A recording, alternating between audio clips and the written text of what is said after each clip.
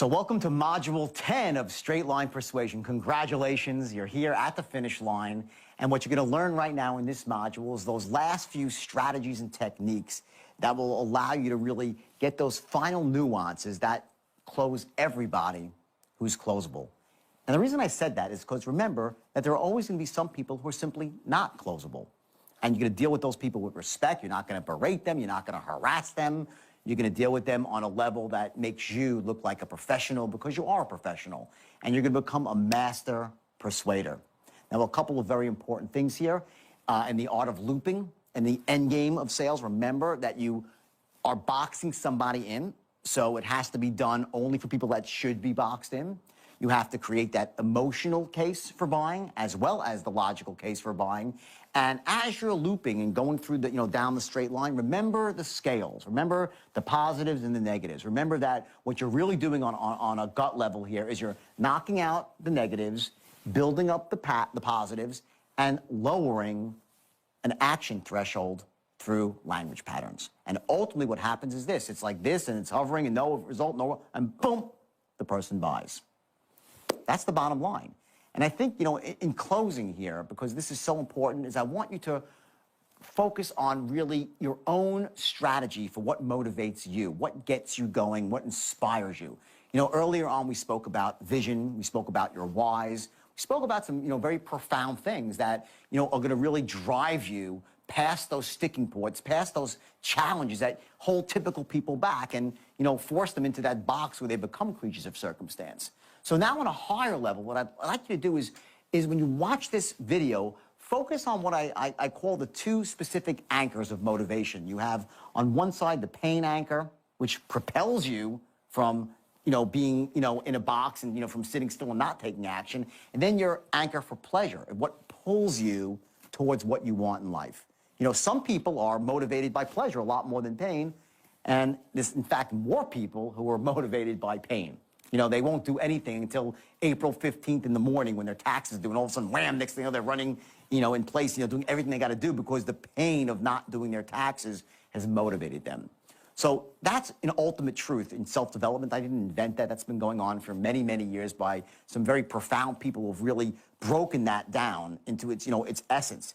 But what I want here for you is I want you to actually take that now and internalize it, use it in your own life. And here's how you're going to do it. You're going to identify what is ultimate pain for you.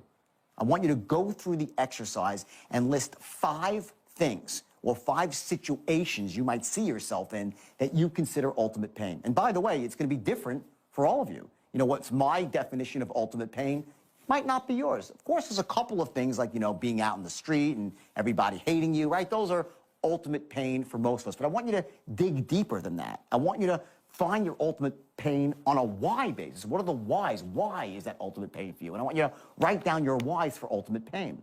Then I want you on the other side to find out what's your ultimate pleasure, what's your vision, what's your feeling about ultimate pleasure? What are your whys? How do you see yourself? And what is that would really drive you to be pulled towards wealth and success? And then what you're going to do here, and you'll learn this on the last DVD module, what you're going to find here is that you're going to learn a technique that actually helps you move away from pain and pulls you towards pleasure.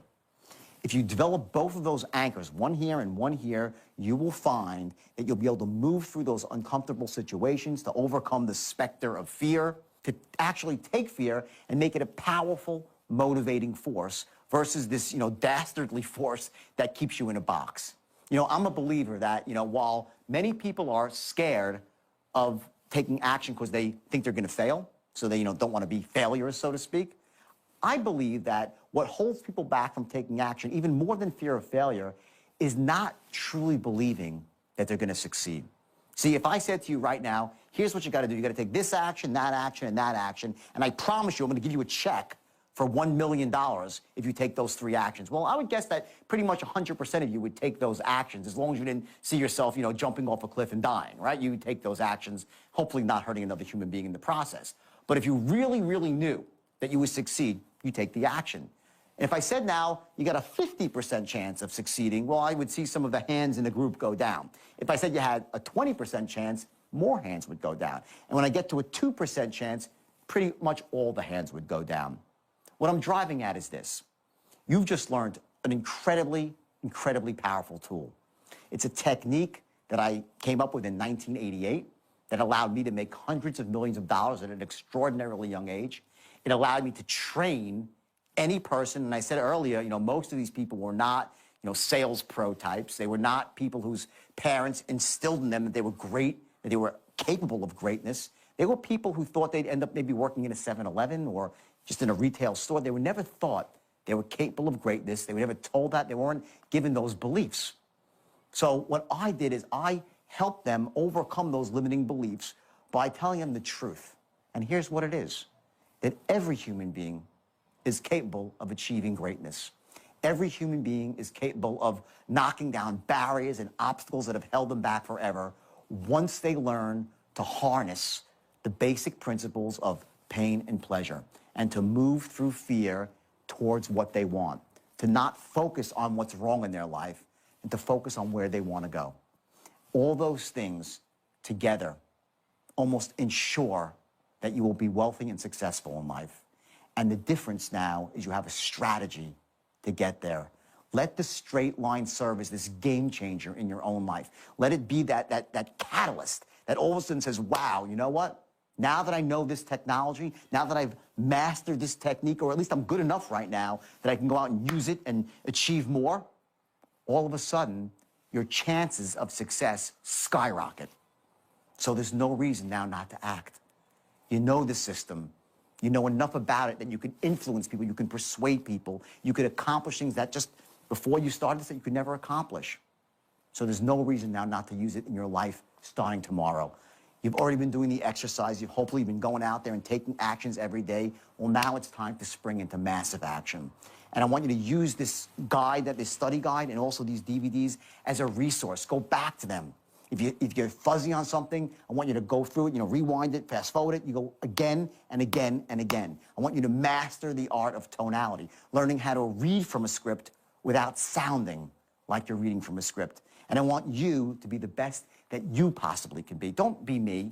I want you to develop a style that's congruent with who you are, that makes you feel comfortable, that feeds your soul and your spirit, and allows you not just to achieve monetary success, but allows you to feel in your heart of hearts truly successful. Because in the end of the day, that's what it's all about.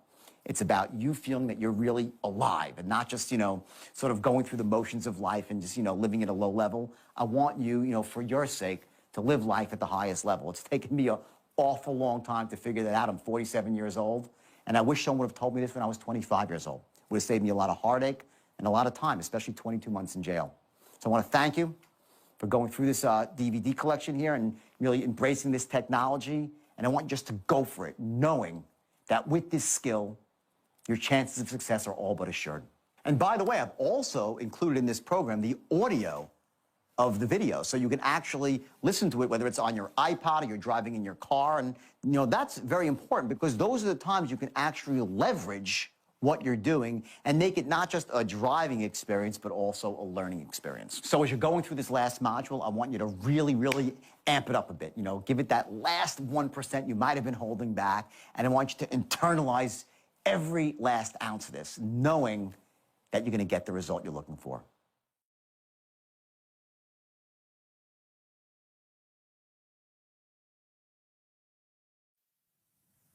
The end game. Okay? This is your box, okay? Money aside, which you would never say, right? Does the idea make sense?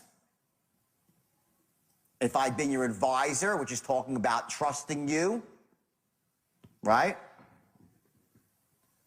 As far as my company goes, your company's honestly ethical, and there you go. Boxed in. Tonal attitude towards stalls. Number one, tell me you have no money and I'll respect you. What does that really mean? It means I get that. Someone says I have no money, I totally got that. I respect that. Tell me you don't like the product and I'll respectfully argue with you. Meaning, I will convince you that you're wrong. I will influence you through my patterns and through bullet points and through information, logic, not emotion, logic here, that my product is the best thing since sliced bread. I'm okay if you say to me, you know, I don't like your product. I accept that. Because I respect the guy that comes and says, no, I'm looking at your product and, wow, okay, well, here you go. I didn't do my job. Let me tell you more. I respect that person that says that. Tell me you don't trust me or my company, and I'll educate you. Beautiful. All logical and great. This is good stuff, right? They say that stuff, they're being honest. But don't tell me you simply need to think about it, or talk to your wife or your accountant, Santa Claus, to the tooth fairy. This I don't respect. So how you handle these objections, someone came out you and just said, listen, I'm not really sure your product's all that good or something. Don't say, well, what do you mean? I mean, I get it. Let me say this. The true beauty of my product is, well, you haven't found out yet. The idea there is you're entering them and saying, listen, you're smart. I'm not like, you fool, you don't like my product. No. Very smart. I think the problem is you just didn't know this one fact. Let me tell you. Let me educate you about my product. Don't trust my company? Let me tell you a little more about my company. Let me tell you about the chairman of my company. Let me tell you about how generous he is, how altruistic he is, so on and so forth. Don't just tell me I need to think about it. Think about what? It's a stall. That's your stall. Let's go next. Handling objections. Okay. The art of deflection, we've been talking about it all afternoon. All it means, it doesn't mean you're going to evade, you just deflect. Here are your common objections. And you're going to laugh when you see these. We love these. These are the ones. Here they come. Here they come. I can't afford it. Death in the family. I need to check with my accountant. Bad timing. The product is evil. I want to check it out. I've been burned before. I don't think. I need to think. I have a learning disability. My wife will kill me. I'm too depressed. I want to see it first in action. I need to do more research. Common objections, right? 90% of these are just stalls. They're just crap. All it is the scales haven't been tipped yet. That's what it is. When the scales tip, they vanish. When you create an airtight logical case, an airtight emotional case, to buy now, you've cracked through his limiting buying beliefs, and he's whizzing around in his brain saying, John, I want to buy, I know I should buy. And then you come with one smooth close. Believe me, if you do half as well, that's what's called the penny weight that you finally put on the edge of the scale. It's the last line, it's that last boom. All it takes is like a microgram. If you do even half as well as the rest of the people who've gone through this program, believe me, you're going to be very, very impressed. Fair enough? All right. And they buy. This is the way it works. Most of those are crap. You'll find out if they're real, if they're sticking to them. Remember? Okay. And here's the ticket, by the way. I want you to know this. Don't think, I say the straight line's powerful. It's all the things I say it is. But in spite of that, you can't close everybody. And you shouldn't close everybody. Your goal is to close everybody who's closable. And then take those people and turn them into customers for life. That's your goal. So how do you do that? Well, I'm going to give you a couple of ways here that are really powerful.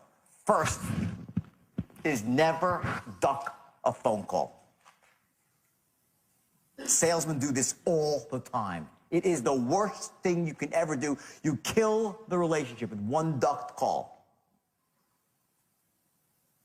Bad news, you give it to them. They'll forgive you. You make a bad move in marketing, if you act quickly, people will forgive you. Make a bad move in operations, they'll forgive you. Act quickly. You let it fester, you're done. They'll do business with anybody but you. If you duck one phone call. I've had people that I've been doing business for years, they duck one call, I'm done. Unless I need them. But if I don't need them, if I have a choice to do business with someone else, I'll do business with someone else. It's the worst thing you can do. Don't duck calls. And it also pisses your boss off, by the way, because he gets the call on compliance and creates complaints and so on and so forth. Send them to your competitor. If you really can't help your client, you'll say, send them to my competitor. Yes. Tell them where they can get the product that they need. You do that, you have a customer for life. Next time, first of all, rave about you to all their friends. And next time they need anything even remotely similar, they'll call you saying, well, if he doesn't know, he'll tell me where to go get it. Amazing strategy. And it also makes you feel good about yourself. This is good. It's good for you. Remember their family. Find out who they are after you've closed them. Don't go into the whole game to be their best friend before you've closed them. Time is money. But once they're your customer, get some basic facts. How do you do that? As you're closing this, as you're filling out the application, as you're whatever, quickly find out what their birthday is, if they have kids, what some of their interests are. We'll get into that in a second. Use gifts correctly. Now, more often than not, this is for a higher ticket of sale. Like if you're actually selling something to it's a big account or something, right? Occasionally at the low level it can work too, but using gifts correctly, what that means is if you're out there giving out like concert tickets to people or hockey tickets or baseball tickets, you better be sure that the person you're giving to likes baseball. I've had more companies offer me tickets to baseball games. I hate baseball. Stupid part on the salesman. Now offer me tickets to a Rolling Stones concert, you got a customer for life. Get me a ticket to a tennis match, you have a customer for life. Find out what makes your customer feel alive outside of work and fill that need with your gift. If your customer loves fishing, send them a magazine, hunting and fishing magazine, every month, $1.50 shows up at the door. He remembers you every single month for $12 a year. Something like that. Perfect example. Don't just send out random gifts to people. It's ridiculous. I almost like turn like, what an idiot. The guy's like, stop trying to bribe me. But when I get something I love, I'm like, whoa, cool. I call the guy, thank you, man, you know? Big difference. Okay? Write effective thank you notes. Language. Here's some key trigger words. I love, absolutely adore the gift that you sent me. It looks amazing sitting on the centerpiece of my table for Thanksgiving. Someone sent you a piece, hey, whatever it might be, I'm just making something up, right? Don't just say, thanks for the gift, it was really great. Be well. Sincerely, Jordan. Get personal. I loved it. I adored it. It was gorgeous. My family, people were commenting on it. That's how you write effective thank you notes. Okay? And when someone gets that, they're moved emotionally. Last thing is every once in a while you get into a situation where you can give a really, really special gift to a big client and you got to go like jump through hoops for it. Okay, one of the stories I heard, which it wasn't happening to me, it was just a great story, is a guy was trying to crack a big account at Ford, and he couldn't get into Ford. It was a huge account to get into Ford, and he actually went out and found out that the person that controlled the buyer, had a son who loved a specific sports player, and he went out and got a signed football from the athlete, and then brought the signed football and had delivered to the kid directly. The guy's making like $60 million in sales and buying from Ford he got for a football. Cost him $50. That's powerful. Don't underestimate the ability of a very simple $50 gift to get you massive, massive credibility. Massive. Everyone follow the concept? And this is you. You know, we spoke a lot about motivation and stuff like that. Let me just tell you what I would say to my brokers way back in the day. And I was doing something without even knowing it that was really clever. I was using NLP on them, neuro-linguistic programming, and I didn't even know I was doing it. Because a lot of what NLP is, it's just very basic, common sense, distilled down to its essence. It's almost like the straight line. There's nothing so earth-shatteringly, like it's a revolutionary, but it's just so perfectly orchestrated that it distills down sales to its best, right? The motivation strategy that I gave to my brokers was as follows. Each morning, I would give a meeting for about an hour, and each afternoon I'd give a meeting for 2 hours, for like 5 years straight. And I'd give meetings for 4 or 5 hours once a week at nighttime. That's how they got trained so well with the straight line. And it also trained me on the straight line by having to just speak about this stuff all the time. What I'd say to them is this. I would say the moment you step through this door and sit behind the desk and pick up a phone and say the words I teach you, everything in your past falls off. You become as powerful as the most powerful CEO in America. This phone is the great equalizer. It's the great equalizer when you say the words the way I teach you with the right tone and the right structure. Doesn't matter if you came from Harvard or Hell's Kitchen, you would become great, wildly successful with this little black telephone. That's what I would say to them. I'd say, act as if. So at the beginning of the film, I'd say, act as if you're a wealthy man, rich already, and you'll become wealthy. Act as if you have all the confidence in the world, and people will have confidence in you. Act as if you have all the answers, and the answers will come to you. Act as if. I told them to act the physiology of success. Because you generate the emotion that way, the state that way, and it allows you to access the resources, the tones, the certainty. Those positive, empowering states, the 3 C's. When you're in a positive peak state, you can commit miracles. You simply can. And I would say to them, now, if you don't want to do this, this is not for you, fair enough. Get the hell out. And I didn't say it so nicely. But before you leave, take a good look at the person sitting to your left. Because one day, in the not-so-distant future, you're going to pull up to a red light, and they'll be sitting in a beautiful Ferrari. And next to them will be a beautiful girl. Absolutely gorgeous. And what kind of car will you be in? A beat-up piece of shit Pinto with some ugly woman who's bitch-slapping you when she's in a bad mood. And it gets worse from there.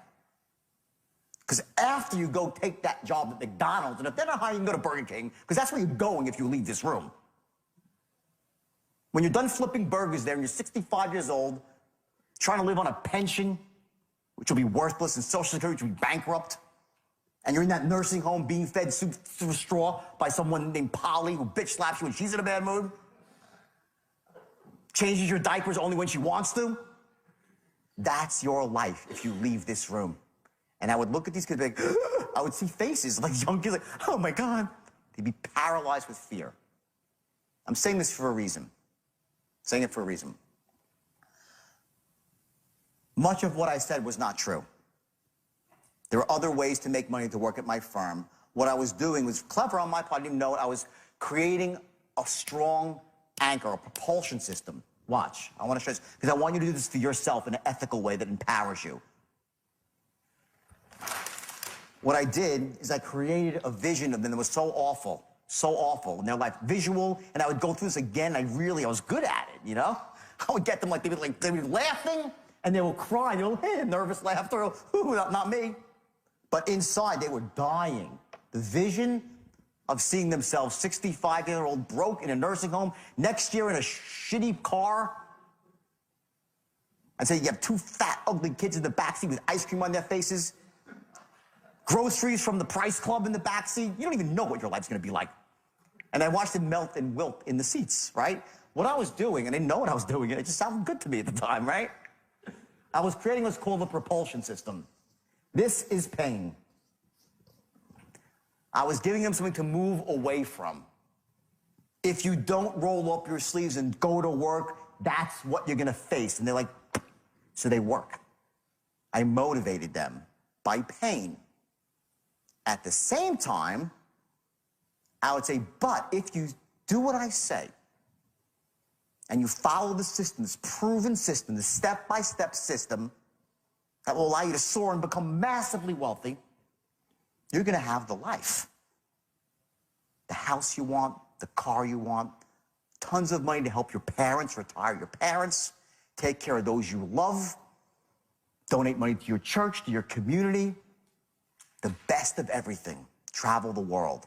That's the life, and live your life at the highest level and be one of those rare people in the world that takes what they want. And they go, yeah, and now again, that's not quite true. Great visual, but some of that's not really true. It's not quite ethical. It's a little bit off kilter. My motives weren't pure. But what can we learn from that is this. That is called gravitational pull for pleasure. So every single day, I push them away from pain and pull them towards pleasure. That's called a motivation strategy. Everybody is motivated differently. Some people move away from pain. You tell them how bad it's going to be if they don't take action, and they act. Other people couldn't care. They don't care about that. How bad doesn't motivate them. Those people move towards pleasure. Tell them how wonderful it will be if they'll paint the picture here, and they'll move towards it. They get pulled towards pleasure. Pushed away from pain, propulsion, pulled towards pleasure. Most human beings have a bit of both. And there's no right or wrong, it's just how we are. I, surprisingly, move away from pain. I also get pulled towards pleasure, but I move away from pain really, really well. If I have any hint that I might fail, and I failed many, many times, I will work and work and work and work. Who's like that? Raise your hand if you like that. A lot of us like that. Who here likes to move towards pleasure? You see something great, you go there? Either way, I have both. What I do is I know how I'm built, and I create in my mind, I use it to my advantage to run my own psychology. I create anchors to move away from and to pull me towards. I have visions, I have my goal sheet, and I take a vision above it, my vision of what my future is going to be, and I let it pull me, my vision. And I have this box, this awful place that I know exists if I don't work hard and don't do what I sometimes don't want to do, and I procrastinate, and I live in a world of shoulds and all that sort of crap. And I move away from that. I make it painful, so painful I can hardly bear it, that it makes me wake up at night and keep me up at night. And people say, wow, you're really motivated. No, shit, if you were as scared as I are, you'd be motivated too. If you knew how great it could be, you'd be motivated too. Most people are not motivated, not because they're not motivatable, they have infinite goals. They have no vision in life. They're not moving towards anything. Get that? What's your why? What's your vision? Why are you doing this? What is your vision? What are you moving towards? What's the end game for you? Where are you going? Allow yourself to bathe in the pleasure of that now to motivate yourself. And then say, Jesus, and if I don't do it, what's going to happen? And let it scare the crap out of you. Use your brain as your best weapon. Motivate yourself. It works like a charm. And the best part is this. You have a new strategy for success. See, if you haven't succeeded to this point, it's really simple. You didn't have a system. Now you have a system that's been proven to work tens of thousands of times. You're screwed now. You have no excuse to fail. You fail now, shame on you. You have a system. Anyone can use this system. Anyone. And it applies to everything. All industries. Influence. Warren Buffett. The single most important skill in the life of Warren Buffett is not analyzing stock charts. That's great too. Warren Buffett is a master of persuasion. He buys companies when other people can't buy them. He gets people to work for free. Does everything. the master of persuasion. Now you have every tool you need to be masters of persuasion. That's my gift to you. I want to thank you guys for coming. I hope I gave you a lot of value. But thanks for coming. It was a great couple of days. So that's it. You're finished. Congratulations. You went through all 10 modules. You finished the workbook, and you've been taking specific actions based on the knowledge that you've internalized. So now it's time really to go out there and really step it up, to kick it up a notch. And I want you to remember one very important point, that there will be some people out there in the world, maybe some people that are very close to you, that really, not that they don't want to see you succeed, but they're almost scared of your succeeding. I call these people the dream stompers, and these are the people that they stomp on your hopes and your dreams for a better life. They're the naysayers, the doubting Thomases, the people who will say, oh, that won't work, or you trusted that guy, oh, please, oh, please, oh, please, oh, please. And let me just tell you something. There's only one way to deal with dream stompers, to get them out of your life. I want you to lose their phone numbers, not forever, but at least 90 days. And by the way, it would be better to be forever. And if it just so happens that someone very close to you is a dream stomper, whether it be your spouse or, someone, your parents, I want you to ask them to, hold off on the dream stomping, not forever, but give you at least 30 days of no dream stomping to support you for the first month. And you say, you know what, listen, every time you want to stomp on my dreams, just write it down. And then in 31 days, you can kill me with it. But at least let them give you 30 days here, because what's going to happen is this. I spoke earlier about the snowball effect. You put one piece of the puzzle into place and another piece of the puzzle into place, and all of a sudden one builds on the other, and you get that downward momentum rolling down the hill like the snowball, and it just explodes. And your numbers, meaning your sales numbers and anything you've been working on right now, any concept you've been trying to sell, any vision you've been trying to, relate to somebody else and having trouble, you're going to find that you're going to have great, great ease with doing it. So the most important thing right now is that you continue to grow and to use this technique, this technology, to actually take yourself to a level in sales and persuasion, whatever your business might be, to a whole different level, to allow yourself to achieve and to accomplish things that you never thought you were capable of. To that end, I run 3-day boot camps, and I run these really intense, even longer programs for people that are looking to take their skills to an even higher level. So I urge you to, cruise through my website and actually see if there are any events here that might appeal to you to really take this to the next level. Most importantly, I want you to take action today. Don't just, use the next program as an excuse not to take action. Don't say, oh, well, I'll go to the next one. I'll learn more about the straight line. No, no, no. You know enough right now to become very successful in your own life. However, there are certain things on the next level here that can propel you to things like speaking publicly, how to become a seminar leader. And I will tell you this, I make more money from my seminars than pretty much anything else. The only thing that's a close second to that is my corporate business, where I go and train corporations on, how to close, how to create customers for life, how to develop the rapport with people that lasts, not just for 1 or 2 weeks, but for a lifetime. So again, there are higher levels here, and I want you to cruise the website here. It's jordanbelfortglobal.com, and see what appeals to you. And most importantly, the resources that are on my website, they apply not just to selling, they apply to entrepreneurship, to marketing. I want you to use this as a resource, as a tool for you to really take your financial life and your personal life to a whole new level. So again, I want you to stick to this like white on rice. I want you to keep this close to your heart. I want you to take the straight line technique and use it for everything it's worth, and be ethical, have integrity with it, and believe me, your life's going to soar. Thanks and good luck.